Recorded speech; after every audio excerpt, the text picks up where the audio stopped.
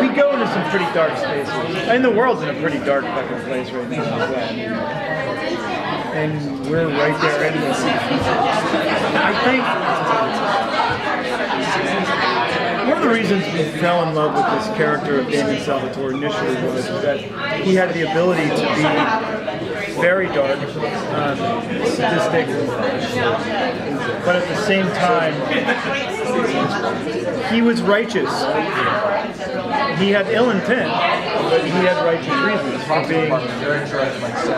having those ill intents. And those are ultimately the most dangerous people in the world. Look what's going on in the world right now. Look at Munich. Look at Orlando. Look at anything you see around you.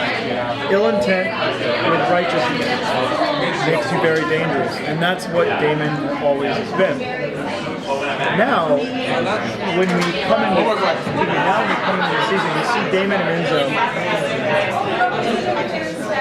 We know these guys. We know them to be very cool, calm, collected, super dark, funny characters who basically live with an immense amount of free will.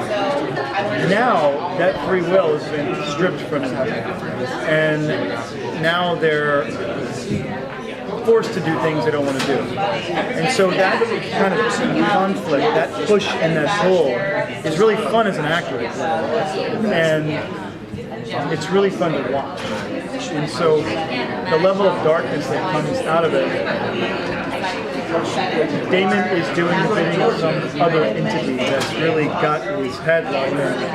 And it's really karma.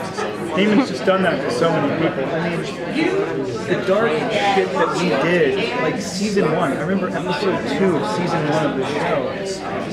Damon, if you remember, was compelling and seducing and effectively like raping 17-year-old Caroline. I mean, that's some dark shit.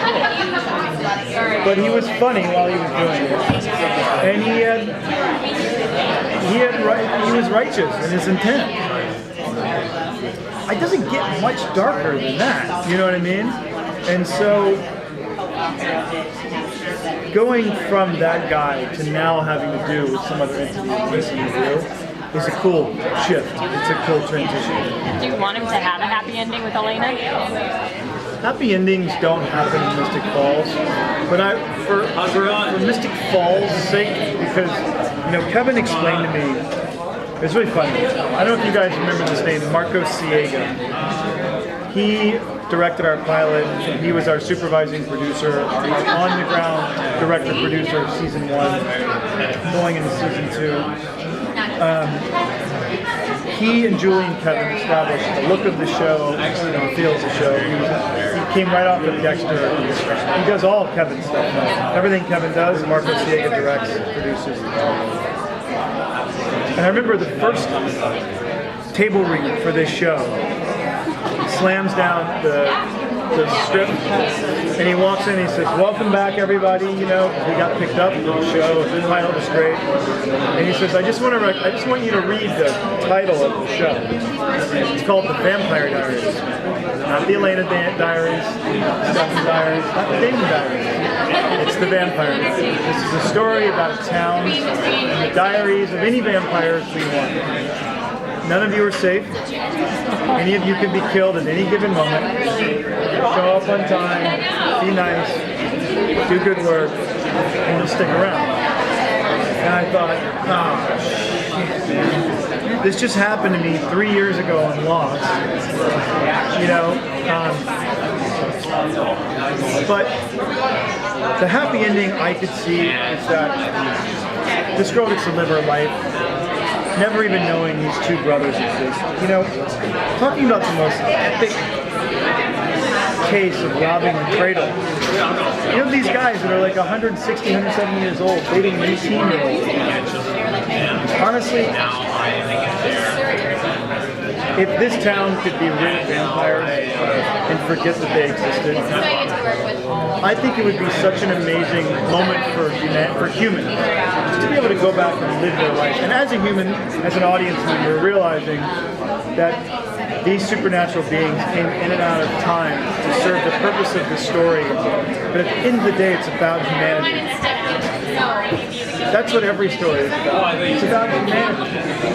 So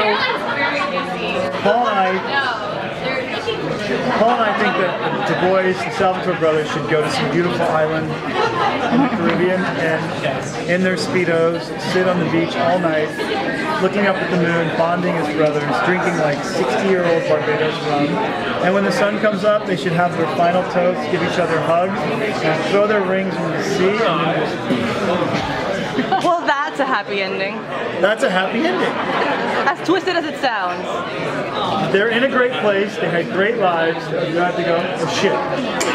Thank you guys for being. Thank you. Enjoy the conventions. Thank you for all the support and all the love. We couldn't do it without you. So Looking forward to seeing what you do next.